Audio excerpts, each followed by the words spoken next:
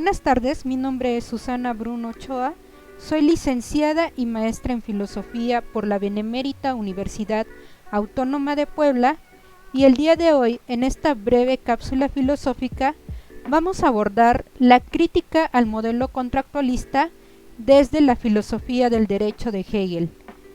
Para comenzar, me gustaría definir lo que entendemos por modelo contractualista a partir de dos textos de Norberto Bobbio, Sociedad y Estado en la filosofía política moderna, y el libro de Estado, Gobierno y Sociedad por una teoría general de la política. Lo que entendemos nosotros por el modelo contractualista es el modelo que se funda en la modernidad, que tiene como suceso importante la superación de un estado de naturaleza que se realiza a través de un contrato instaurado desde la cesión de derechos naturales de los individuos con el fin de que estos individuos sean gobernados. Por lo tanto, el suceso del nacimiento del Estado es el resultado de una promesa recíproca hecha por cada uno de los individuos de renunciar a su derecho a todo.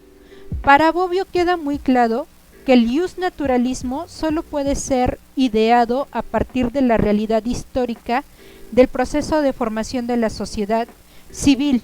Por lo tanto, no existe otro modelo justnaturalista que anteceda al de Hobbes, ya que para Hobbes y sus seguidores el Estado será producto de una voluntad racional y es una razón o una idea del intelecto. Por lo tanto, el contrato social será la piedra fundante del Estado y la sociedad civil será la insignia y salvaguarda de los derechos y libertades individuales y de la igualdad jurídica frente al Estado de los individuos. Ante estas afirmaciones podemos entender que entonces la forma de tratar al contrato no solo será un principio ontológico para Hobbes y sus contemporáneos, sino también un principio metodológico para estudiar el Estado como tal. Por lo tanto, la legitimidad del Estado fundada como dentro del contrato social o consenso será considerada un acto democrático, ya que es un acuerdo común de todos los individuos libres. Por ello, el poder es un principio que no surge de una coacción ni de una imposición, sino de la sumisión voluntaria a la autoridad legisladora. Por así decirlo, se trata de renunciar a una cierta libertad absoluta para poder entrar al resguardo de una sociedad civil que antes no existía y se funda en el momento en que los individuos deciden pactar. Sin embargo, aquí hay un problema que ve Hegel, y el primero es cómo se caracteriza esta libertad absoluta, recordando que para Hobbes, en el estado de naturaleza, los hombres tienen derecho a hacer lo que deseen. Una vez que pactan, renuncian a esta libertad absoluta y deciden seguir las leyes que se instauran. Sin embargo, para Hegel queda muy claro que esto no puede entenderse como libertad a no ser que la caractericemos como una libertad negativa.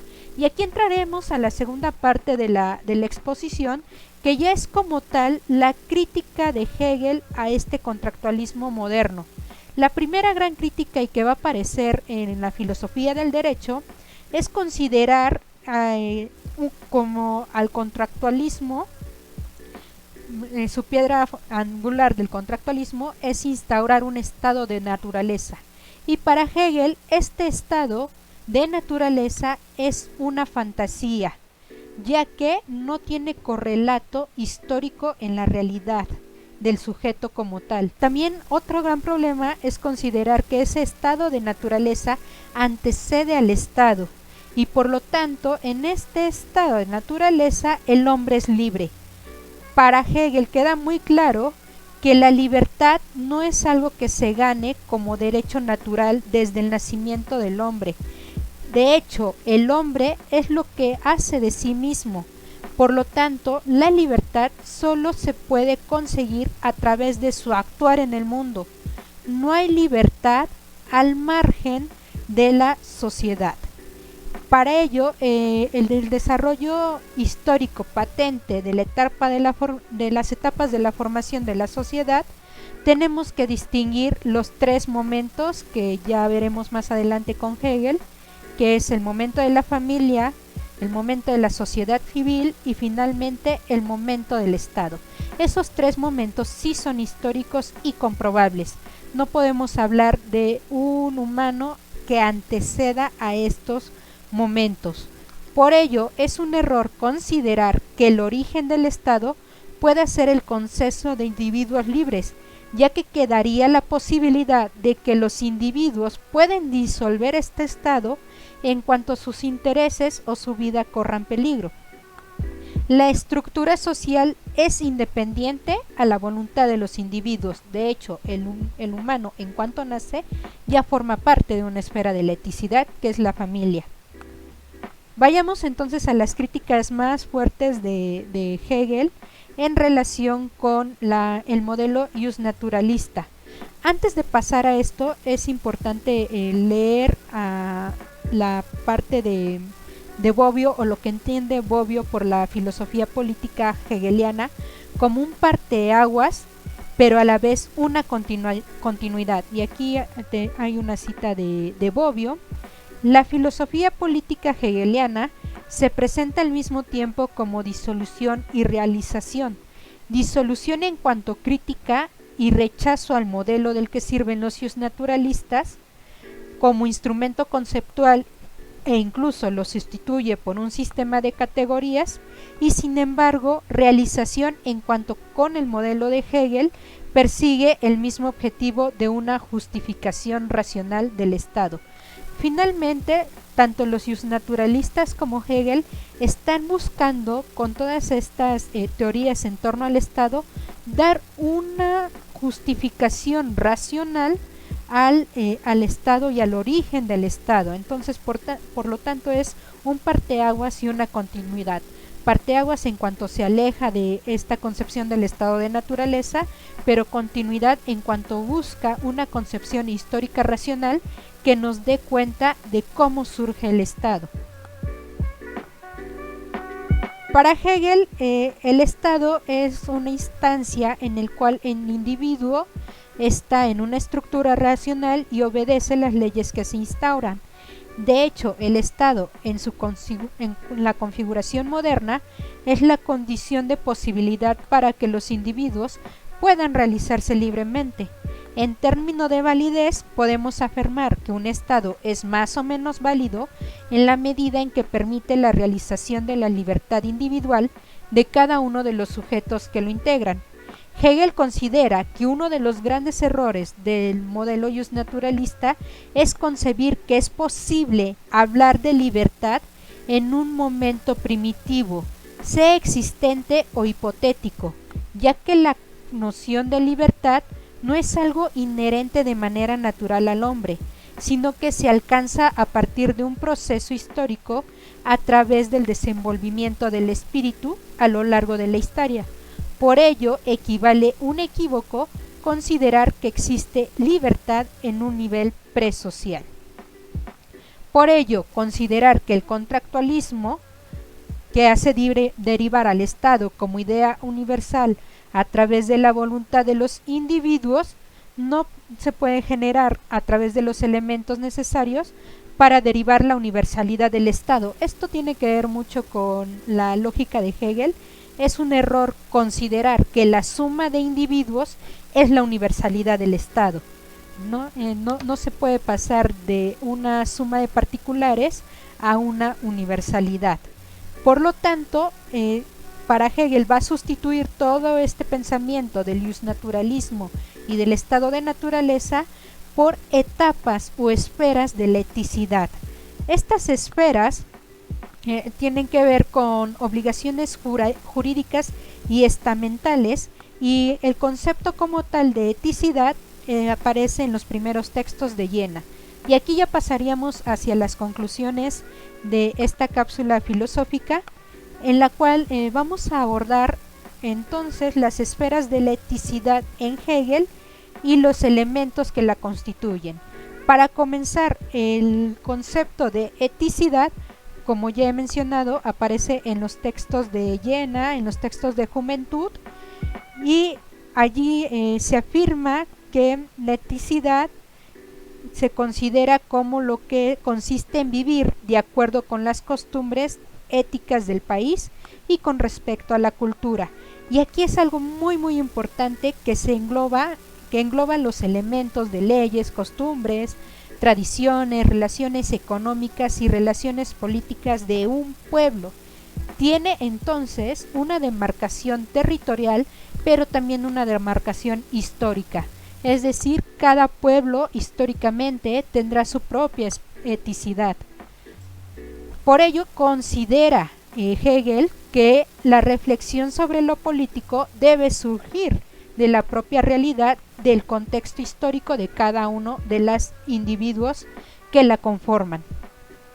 Dentro de la esfera de la eticidad se va trazando entonces un camino dialéctico, es decir, un camino en el que se buscan reconciliar las contradicciones dentro de las instituciones propias de la libertad.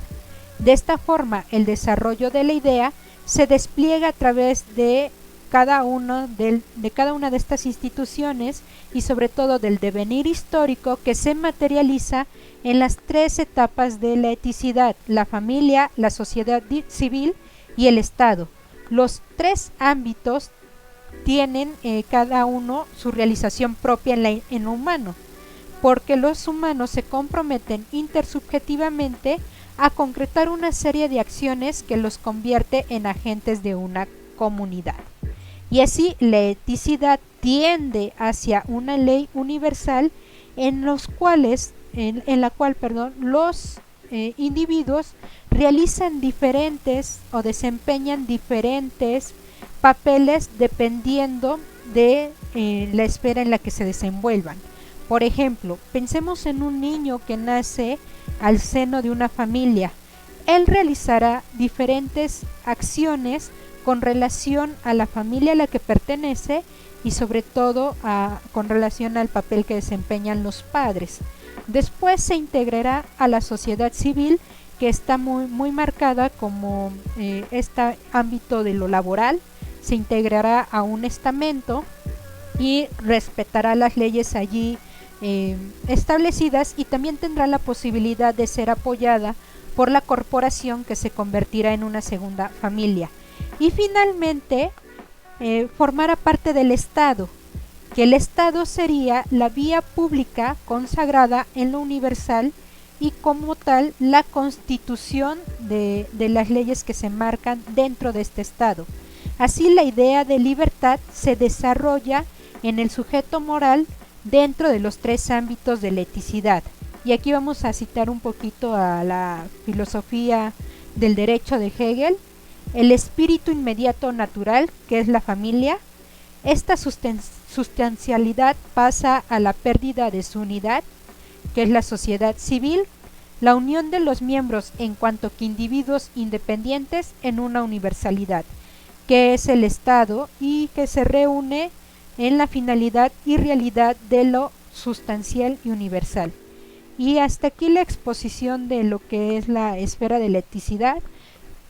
Vamos cerrando un poquito para concluir. Entonces, el gran problema o la gran crítica de Hegel en relación con el estado moderno de los justnaturalistas es considerar que existe libertad en un nivel presocial, y por otro lado también el considerar que más allá del origen histórico que tengan cada una de las etapas, es lo que se funda o lo que realmente funda el Estado es la cesión de derechos. Es justamente el contrato social, solo puede estar enmarcado dentro de la sociedad civil, pero no forma parte del estamento del Estado.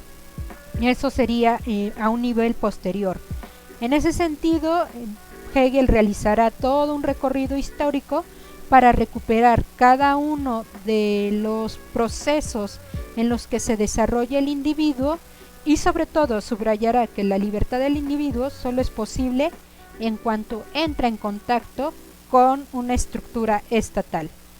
Bueno, espero que esta cápsula filosófica haya sido informativa y que haya sido de su agrado. Hasta aquí mi intervención. Muchas gracias y nos vemos en la siguiente. Hasta luego.